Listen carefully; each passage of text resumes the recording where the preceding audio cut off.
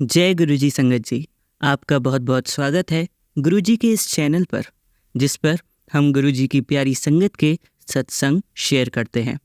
और अगर आपको भी अपने सत्संग हमारे साथ शेयर करने हैं तो आप डिस्क्रिप्शन में दिए गए व्हाट्सएप नंबर पर या तो ईमेल आईडी पर हमें लिखकर भेज सकते हैं।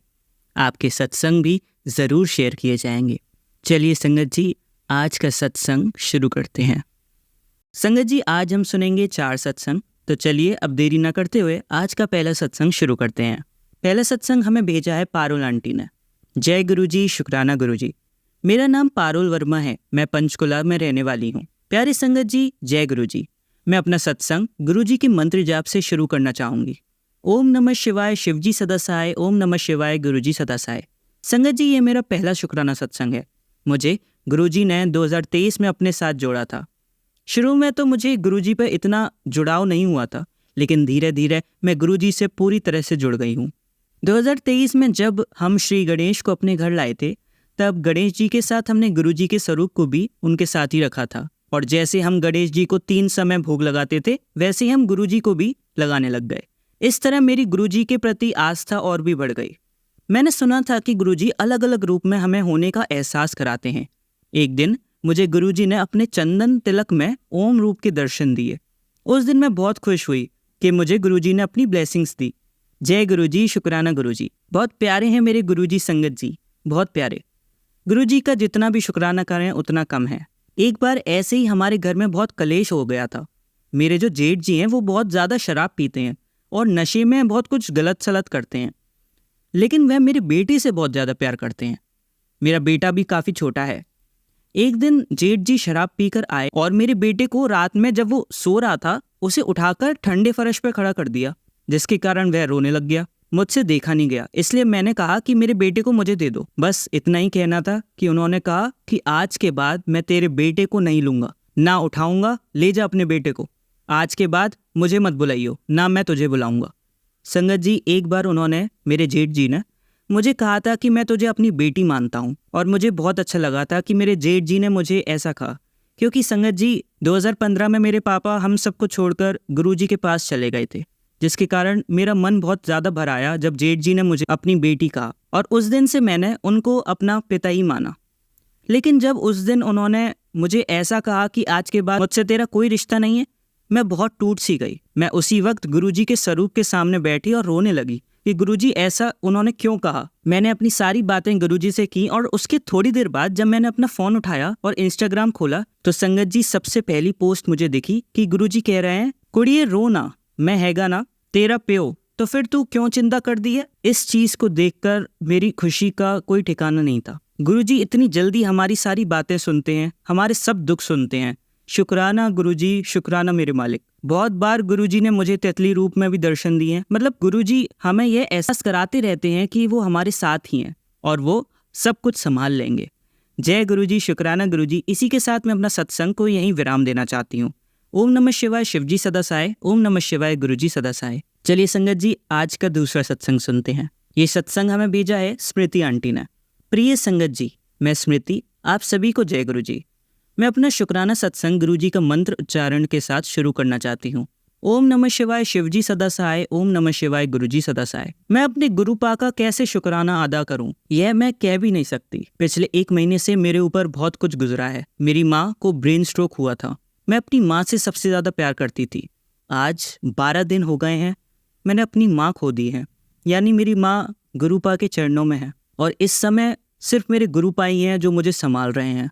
इसलिए उनका जितना भी शुक्राना मैं करूं वो कम है। माँ के इलाज में सारे पैसे चले गए थे। माँ का श्राद्ध मैं कैसे करूं, इसके लिए मैंने अरदास अपने गुरुपा से करी।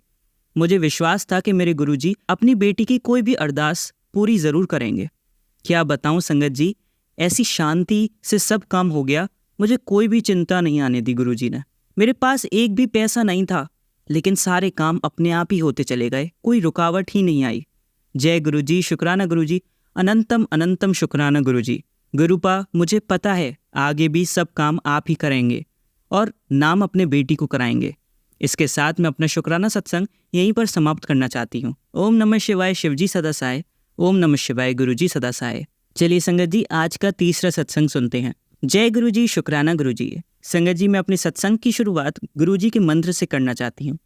ओम नमः शिवाय, शिवजी सदा सहाय। ओम नमः शिवाय, गुरुजी सदा सहाय। जय गुरुजी। संगत जी, मुझे रोज़ गुरुजी के संदेश आता था कि अपना शुक्राना करो, अपना शुक्राना करो। यह मेरा शुक्राना सत्संग है। संगत जी, गुरुजी का बहुत आशीर्वाद है मुझ पर और मेरी पूरी फैमिली पर। गुरुजी ने कई बार हमें अपने दर्शन दिए हैं अलग अलग तरीक़ों से।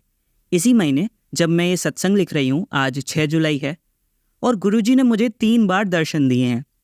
एक बार शिवजी के रूप में, कभी कैलाश पर्वत के रूप में, और अभी थोड़ी देर पहले गुरुजी का सत्संग सुन रही थी, तब पूरा कमरा गुलाबों की खुशबू से भर गया। बहुत बहुत शुक्राना गुरुजी इतना आशीर्वाद के लिए। संगत जी, मैंने गुरुजी से एक अरदास लगाई है, जब वह पूरी होगी, अभी शायद उसका टाइम नहीं आया, तब मैं आप सबके साथ वो सत्संग भी साझा करूंगी।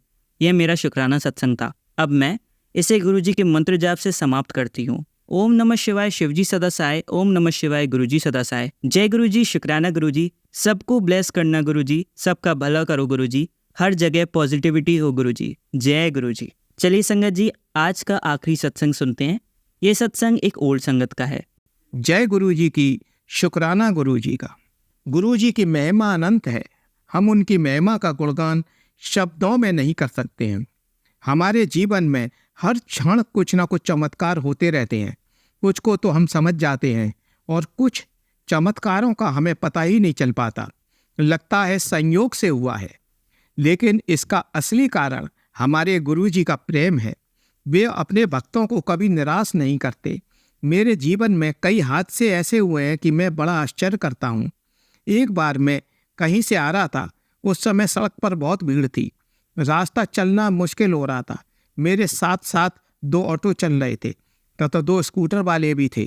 काफ़ी तेज स्पीड में चल रहे थे। मैं भी स्कूटर पे था।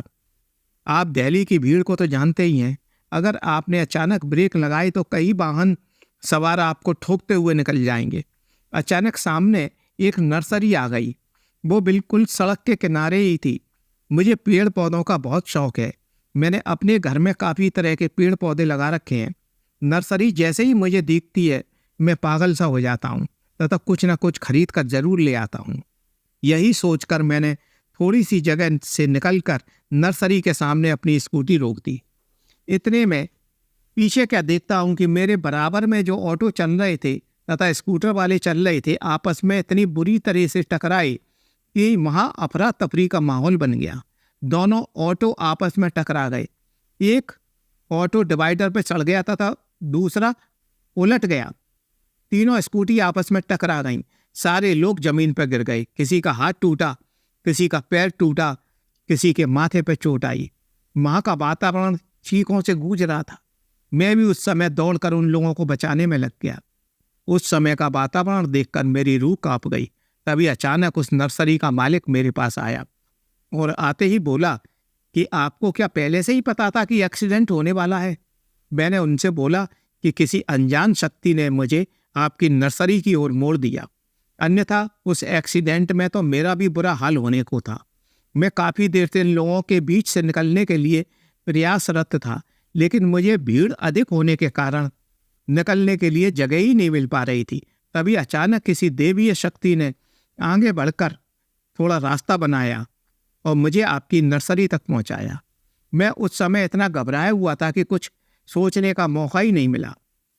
मैं समझ गया यह सब मेरे गुरुजी की कृपा ही है जो मैं इस भयानक एक्सीडेंट से बच गया। इसलिए आज मैं गुरुजी का शुक्राना सत्संग कर रहा हूँ। मेरे दिल्ली के सदर बाजार में एक दुकान थी, परंतु काफ़ी दिनों से दुकान में बड़ी परेशानी आ रही थी। दुकान में माल होने के बावजूद सारे दिन ग्राहक नहीं आते थे। मैं घर से उत्साहित होकर दुकान पर जाता था, लेकिन पूरे दिन दुकान पर बैठा रहता था, लेकिन कोई ग्राहक नहीं आता था। काफ़ी दिनों से ऐसा चल रहा था। दुकान के अपने खर्चे भी होते हैं, व्यापार में काफ़ी लेन देन होता है। मेरी समझ में नहीं आ रहा था कि जिन लोगों से मैंने माल लिया है उनका भुगतान कैसे करूँगा। पैसे का काम तो पैसे से ही होता है। अब मुझे यह चिंता सता रही थी कि आगे हमारा भविष्य कैसा होगा। मैंने काफ़ी पैसा दुकान में लगा रखा है। मुझे ऐसा लगता है कि किसी व्यक्ति ने मेरी दुकान पर कुछ कर दिया है। मेरे पड़ोस वाली दुकानें खूब चल रही थी। तभी अचानक मेरा एक दोस्त आया। मैंने उसे सारी बातों से अवगत कराया। मैं करीब 3 घंटे तक मेरी दुकान पर रहा। लेकिन इस बीच एक भी ग्राहक मेरी दुकान पर नहीं आया। वह भी बड़ा आश्चर्यचकित था। उसका कहना था कि जिस इलाके में मेरी दुकान है वह दिल्ली का माना हुआ इलाका था। उस दोस्त ने कहा कि गुरुजी के पास चलो, मैं उनसे आपकी बातें करवाता हूँ। मैं भी गुरुजी का भक्त था, गुरुजी की शक्तियों के बारे में पहले से ही जानता था, लेकिन मेरी बुद्धि में यह बात नहीं आई।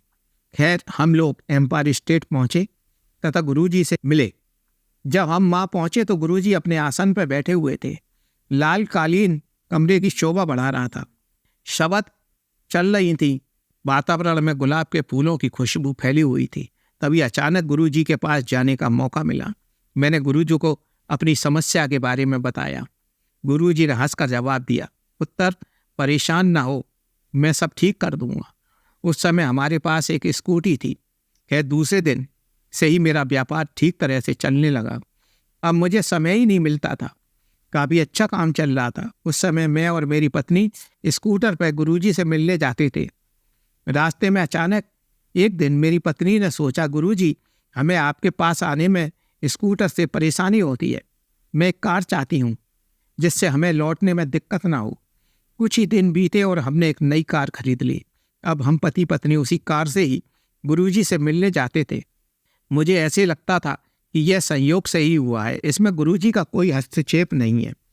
जब काफ़ी दिन बाद मेरा दोस्त मुझसे मिला तो वह हमारे ठाट बाट देखकर हैरान रह गया। वह बोला, तुम पे तो गुरुजी की रहमत बरस रही है। उस दिन के बाद से तुम्हारे हालचाल ही बदल गए हैं। मेरी पत्नी इस बात को मानने के लिए तैयार नहीं थी कि गुरुजी की कृपा से हमारे हालचाल बदले हैं। उसने सोचा कि यदि गुरुजी में इतनी ताकत है तो जब मैं संगत में जाऊं तो गुरुजी मुझे पहचान लें।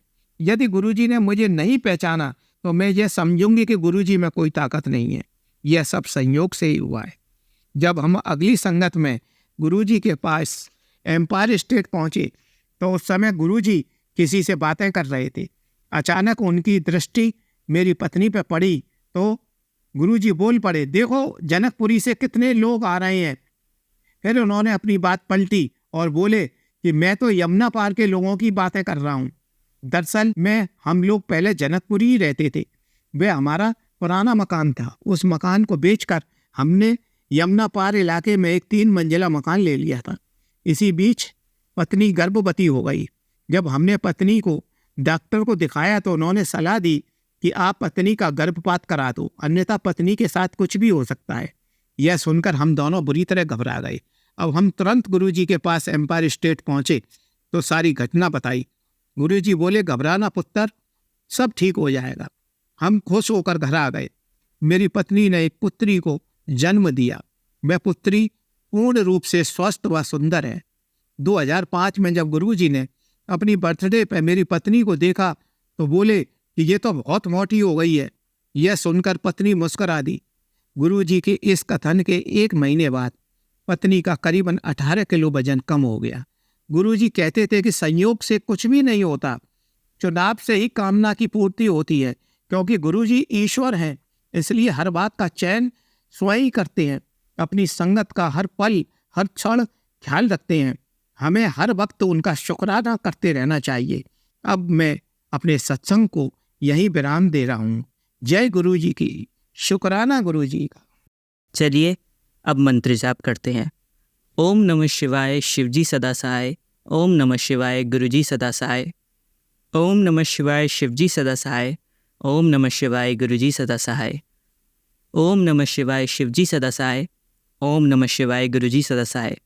धन्यवाद संगत जी, आपका दिन बहुत ही मंगलमय जाए। जय गुरुजी। शुक्राना गुरुजी।